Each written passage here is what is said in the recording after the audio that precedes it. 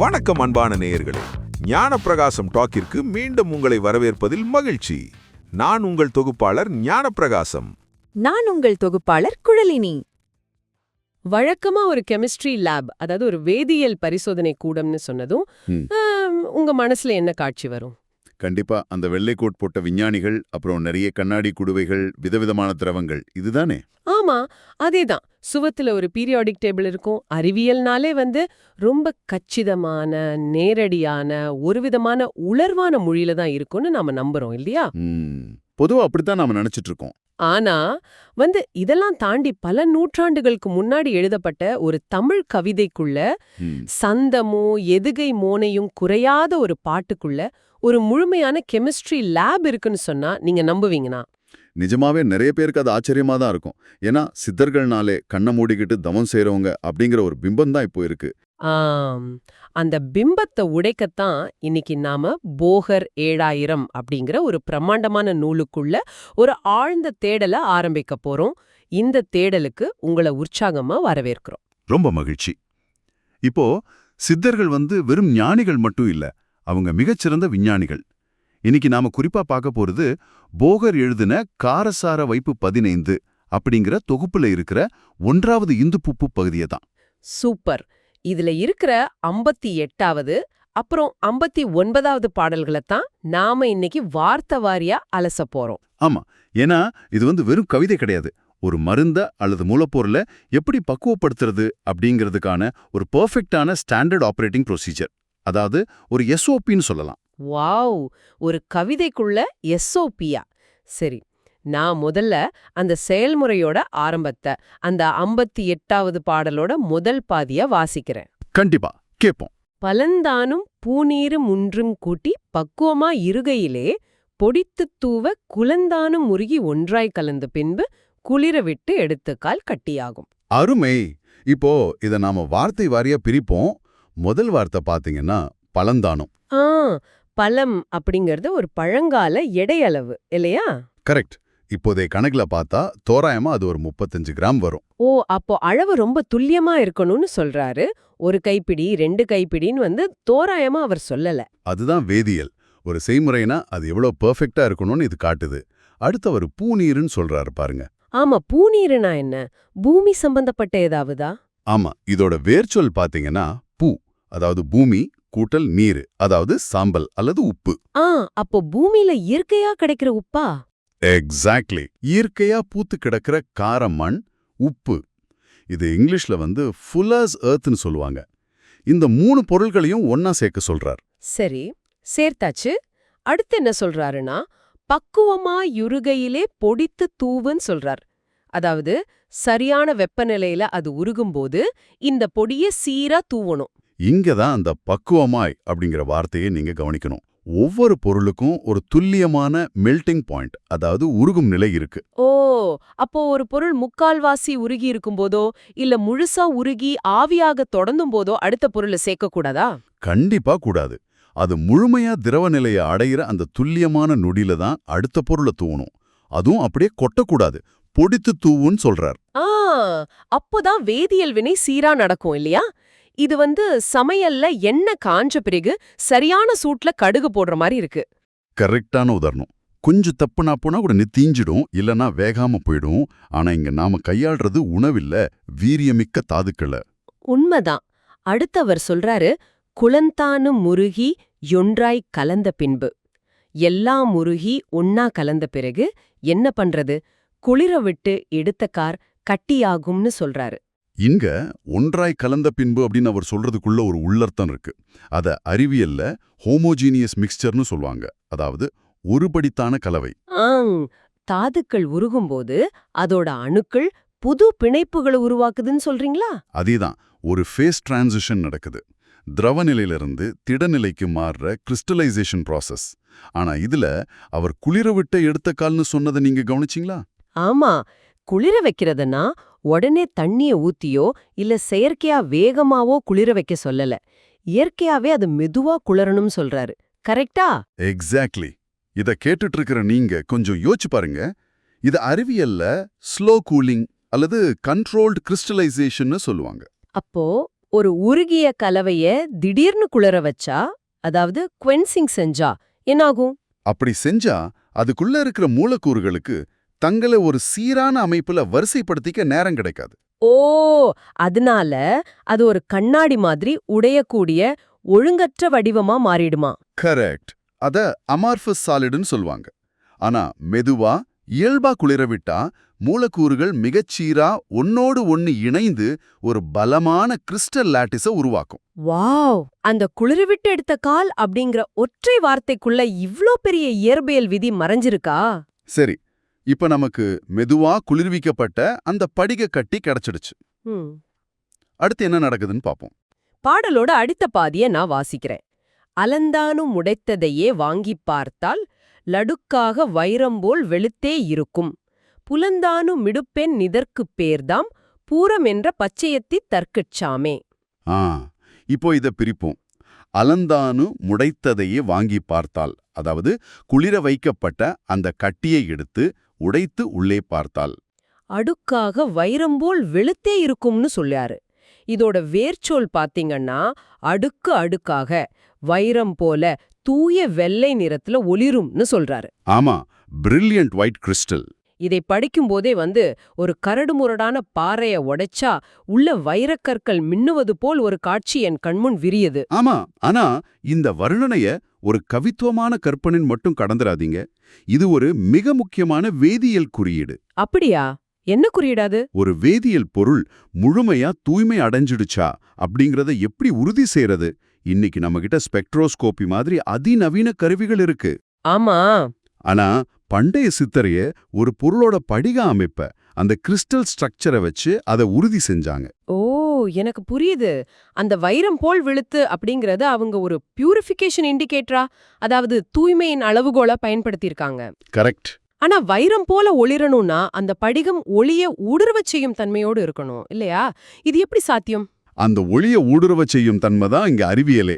ஒரு படிகம் உருவாகும் போது அதுக்குள்ள ஏதாவது மாசுகள், அதாவது இம்பியூரிட்டிஸ் இருந்தா அந்த படிகத்தோட அணுக்கட்டமைப்பு சீர்குலைஞ்சிரும். அப்ப ஒளி அந்த படிகத்துக்குள்ள நுழையும் போது அந்த மாசுகள்ல பட்டு சிதறிடுமா? எக்ஸாக்ட்லி. அத ஸ்கேட்டரிங் ஆஃப் லைட்னு சொல்லுவாங்க. அதனால அது வைரம் போல ஒளிராது, கொஞ்சம் மங்கலா அல்லது நிறமாறி தெரியும். வாவ்! அப்போ எந்த ஒரு மாசும் இல்லாம 100% வேதியியல் தூய்மையோடு இருந்தா மட்டுமே ஒளி முழுமையா ஊடுருவி வைரம் போல் ஜொலிக்கும். ஆமா, அடுக்கருக அப்படிங்கிற வார்த்தைய கவனிச்சிங்களா? மூலக்கூறுகள் லேயர் லேயரா சீரா அமைஞ்சிருக்கிறத அது குறிக்குது இல்லையா? துல்லியமா சொன்னீங்க. எந்த ஒரு எலக்ட்ரானிக் உபகரணமும் இல்லாம கண்களால் பார்த்தே அணுக்களோட சீரமைப்பை அளவிட்டிருக்கிறாங்க. நிஜமாவே சிலிர்க்க வைக்குது. அடுத்த வரிகள் பாத்தீங்கன்னா, புலந்தானோ மிதுப்பெண் நிதிர்க்குப் பேர்தாம் பூரமென்ற பச்சையத்தி தற்குச்சாமே. அதாவது இத தெளிவா உணர்ந்துக்கோங்க, இதோட பேர்தாம் பூரம்னு சொல்றார். ஆமா, பச்சை கற்பூரம்னு அழைக்கப்படுற வீரியமிக்க பதங்க பொருள் அது. ஒரு முழுமையான வேதியியல் உற்பத்தி முறை மூலப்பொருள் தேர்வுல ஆரம்பிச்சு குவாலிட்டி செக் வரைக்கும் வெறும் 4 வரிகள்ல முடிஞ்சிடுச்சு. அதுதான் இந்த பாடலோட மேதமை. ஆனா இத கேக்குற உங்களுக்கு இப்போ ஒரு சிந்தனை தோணலாம். என்னது? இப்போ நமக்கு தூய்மையான பூரக்கட்டி கிடைச்சிடுச்சு. இது ஒரு வீரியமான வேதிப்பொருள். இத அப்படியே ஒரு மனுஷனுக்கு மருந்தா கொடுத்துட முடியுமா? ஒரு கடினமான வைரம் மாதிரியான படிகை கட்டிய மனுஷ வயிறு எப்படி செரிக்கும்? கண்டிப்பா செரிக்காது. கரெக்ட். நம்ம உடலோட செரிமான மண்டலம் ரொம்ப மென்மையானது. ஒரு கல்லையோ படிகத்தையோ அதனால நேரடியா உறிஞ்ச முடியாது. ஆமா, ஒருவேளை முழுங்குனா கூட அது எந்த மாற்றமும் இல்லாம அப்படியே வெளியேறிடும். அப்படியானால் இத மனுஷன் உட்கொள்ளும் அளவுக்கு எப்படி மாத்துறது? அங்கதான் 59வது பாடல், அதாவது அடுத்த கட்ட செயல்முறை தொடங்குது. பாடல வாசிங்க. அவங்க எந்த அளவுக்கு நுட்பமான அறிவியலை கையாண்டிருக்காங்கன்னு பாப்போம். கண்டிப்பா. 59வது பாடலோட முதல் பாதி, சாமன்ற விந்துப்பு பழமும் ஒன்று, சவுக்காரச் சுண்ணமது பழமும் ஒன்று, காமன்ற கல்வத்தி 2 போட்டு, கடுங்காரச் செய்நீரா அரைத்து மைபோல். இப்போ இதையும் வார்த்தை வாரியா பிரிப்போம். விந்துப்பு பழமும் ஒன்று, அதாவது இந்துப்பு ஒரு பழம் எடை.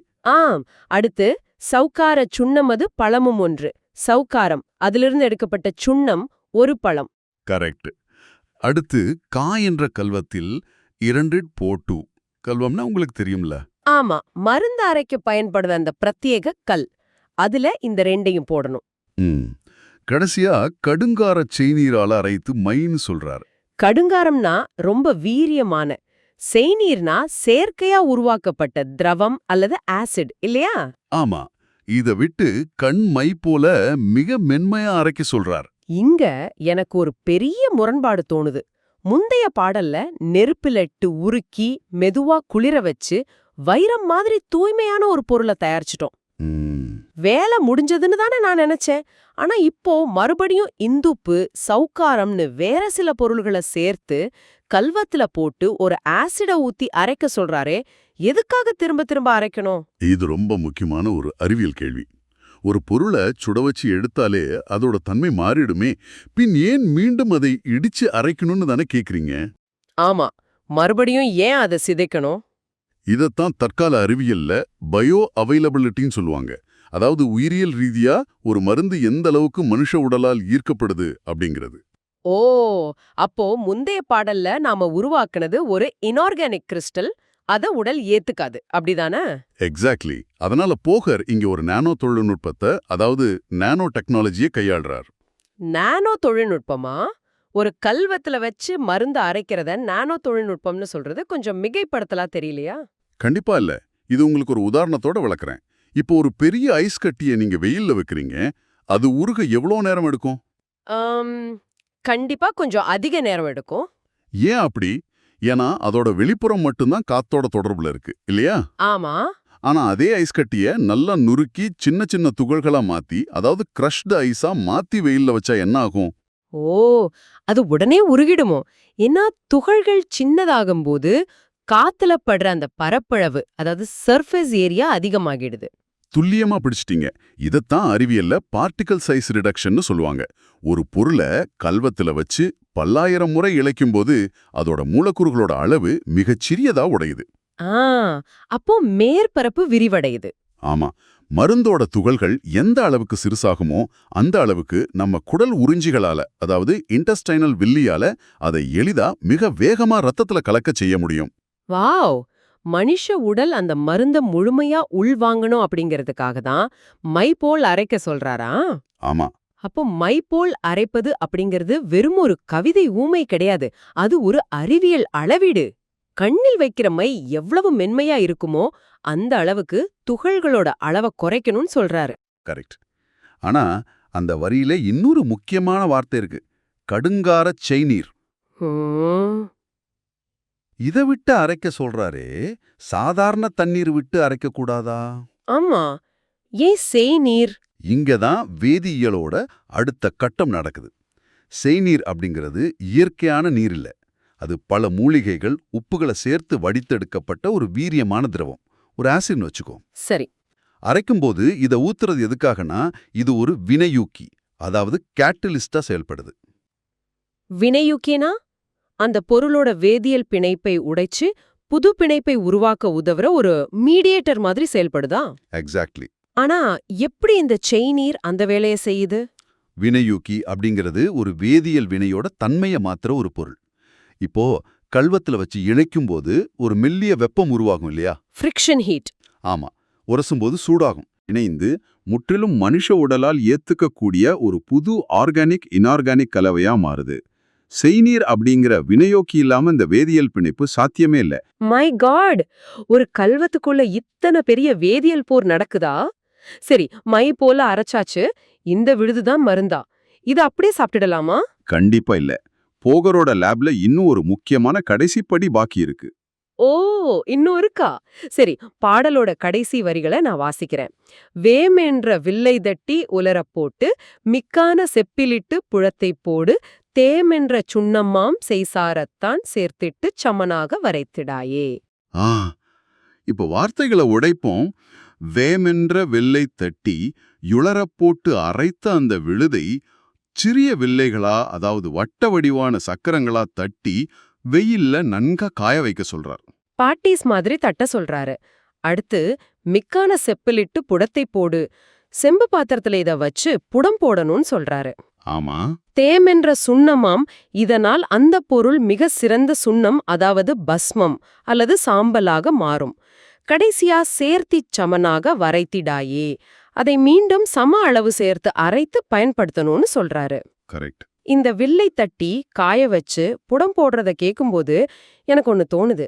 களிமண்ணை குழைச்சு பானையா செஞ்சு அதை நெருப்பு சூளையில வச்சு சுட்டு எடுக்கிறோமே, அது போன்ற ஒரு செயல்முறை தான் இந்த புடம் போடுதலா? பானை சுடுறதும் புடம் போடுறதும் பார்ப்பதற்கு ஒண்ணு போல தோணலாம். ஆனா வேதியியல் ரீதியா பார்த்தா ரெண்டும் முற்றிலும் வேறானவை. அப்படியா? எப்படி சொல்றீங்க? பானை சுடுவது அப்படிங்கிறது களிமண்ணில் உள்ள ஈரப்பதத்தை நீக்கி அதை வலுப்படுத்துவது. ஆனா புடம் போடுதல் அப்படிங்கிறது அறிவியல்ல கண்ட்ரோல்டு கால்சினேஷன் அழைக்கப்படுற ஒரு மிக நுட்பமான செயல்முறை. கண்ட்ரோல்டு கால்சினேஷன், அதாவது கட்டுப்படுத்தப்பட்ட எரிப்புன்னு சொல்றீங்க. இது கொஞ்சம் விளக்கமா சொல்ல முடியுமா? கண்டிப்பா. பல உலோகங்கள் மற்றும் தாதுக்களை சாதாரணமா திறந்த நெருப்புல காட்டினா என்ன நடக்கும்? அது காத்துல உள்ள ஆக்சிஜனோட வினை புரிந்து வீரியமான ஆக்சைடுகளா மாறிடும். சில சமயங்கள்ல அது கொடிய விஷமாக கூட மாற வாய்ப்பு இருக்கு. ஓ, அதனாலதான் திறந்த நெருப்புல வைக்க கூடாதா? ஆமா. புடம் போடும்போது மருந்து வில்லைகளை ஒரு சிறிய அகழ்லியோ அல்லது பாத்திரத்திலையோ வச்சு அதன் மேல் இன்னொரு பாத்திரத்தை மூடி சீலமண் கொண்டு காத்து நுழையாதபடி அடைப்பாங்க. காத்து உள்ள போக கூடாது. கரெக்ட். அதுக்கப்புறம் தான் ஒரு குறிப்பிட்ட அளவு எருமுட்டைகளை அடுக்கி நெருப்புல போடுவாங்க. இது ஒரு அனேரோபிக் ப்ராசஸ், அதாவது காற்றில்லா சூழலில் நடைபெறும் வெப்பமாற்றம். அப்படியானால் உள்ளே ஆக்சிஜன் இல்லாததால் மருந்து எரியாது. ஆனா அந்த மிக உயர்ந்த வெப்பத்தால் அதோட அணுக்கட்டமைப்பு மட்டும் மீண்டும் மாற்றியமைக்கப்படும். அதத்தான் சுண்ணம் அல்லது பஸ்பம் என்கிறோம் இல்லையா? மிக நேர்த்தியான தொழில்நுட்பம். ஆமா. ஆனா இங்க ஒரு வார்த்தை என்ன ரொம்பவே யோசிக்க வைக்குது. மிக்கான செப்பிலிட்டு, அதாவது செம்பு பாத்திரத்தை பயன்படுத்த சொல்றார் போகர். மண்பானையோ அல்லது இரும்பு பாத்திரத்தையோ பயன்படுத்தியிருக்கலாமே, எதுக்காக குறிப்பா செம்பு? இங்கதான் போகரோட அசுரத்தனமான வேதியியல் அறிவை வெளிப்படுது. இது அறிவியல்ல சாக்ரிஃபிஷியல் மெட்டல்னு சொல்லுவாங்க.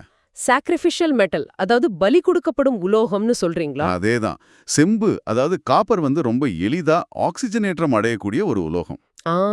ஒருவேளை புடம் போடும்போது அந்த சீலமண் அடைப்பை தாண்டி சிறிதளவு ஆக்சிஜன் உள்ள கசிஞ்சிட்டா என்ன ஆகும்னு நினைக்கிறீங்க? அந்த ஆக்சிஜன் நேரடியாக மருந்தை சென்றடைந்து அத விஷமா மாற்றிட வாய்ப்பு இருக்கு இல்லையா? ஆமாம். அப்படி நடந்தா இவ்ளோ நேரம் நம்ம செஞ்ச அத்தனை உழைப்பும் தயாரிச்ச மருந்தும் வீணாகிடும். அப்போ அதை தடுக்கத்தான் செம்பு பாத்திரத்தை பயன்படுத்துறாங்களா? எக்ஸாக்ட்லி.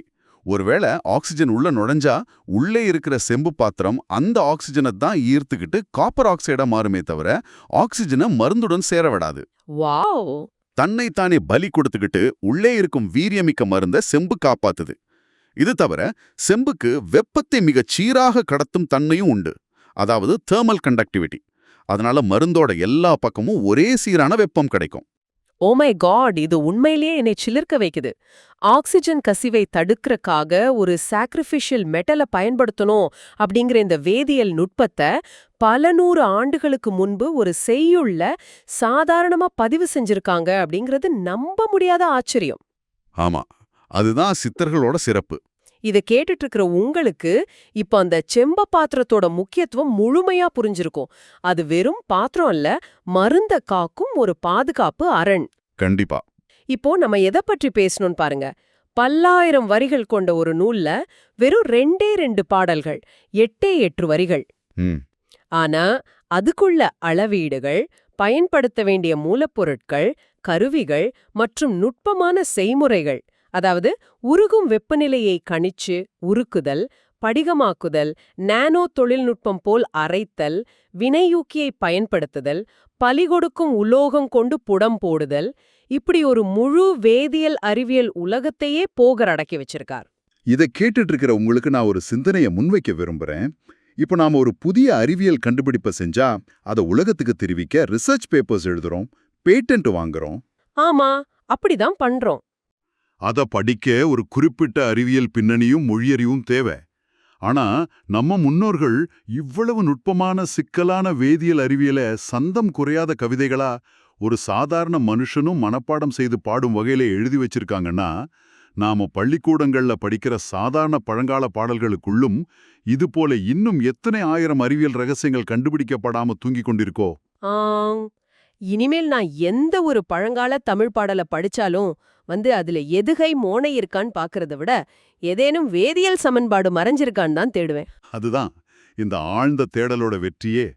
அடுத்த முறை நீங்க ஒரு பழங்கால பாடலை கேட்கும்போது அதோட இலக்கிய நயத்தை மட்டும் பார்க்காம அதோட உள்ள மறைஞ்சிருக்கிற அறிவியலையும் தேடி பாருங்க. அந்த மரபான அறிவியலுக்குள்ள எதிர்காலத்தையே மாத்தக்கூடிய நவீன தொழில்நுட்பங்கள் ஒழிஞ்சிருக்கலாம். நிகழ்ச்சியோட தொடக்கத்துல நான் உங்ககிட்ட கேட்டேன் இல்லையா, ஒரு கெமிஸ்ட்ரி லேப் எப்படி இருக்கும்னு. இனிமேல் உங்ககிட்ட யாராவது அந்த கேள்வியை கேட்டா, பல 100 வருடங்களுக்கு முன்னாடி பனையோலையில எழுத்தாணி கொண்டு கவிதை வடிவுல வேதியியல் சமன்பாடுகளை எழுதி கொண்டிருந்த நம்ம சித்தர்களையும் நினைச்சு பாருங்க. ஆமா, ஒருவேளை அந்த பனை ஓலைகள்ல தான் மனித குலத்தோட அடுத்த பெரிய மருத்துவ கண்டுபிடிப்புன்னு நமக்காக காத்துட்டு இருக்கலாம். ரொம்ப சரியா சொன்னீங்க. இந்த போகர் 7000 பாடல்களுக்குள்ள உங்களோட இணைந்து பயணித்தது எனக்கு மிகுந்த ஆச்சரியத்தையும் உற்சாகத்தையும் தந்தது. கேட்டுட்டு இருக்கிற உங்களுக்கும் இந்த பயணம் பல புதிய திறப்புகளை வழங்கியிருக்கோன்னு நம்புறோம். மீண்டும் அடுத்த ஒரு ஆழ்ந்த தேடல்ல உங்களை சந்திக்கிறோம்.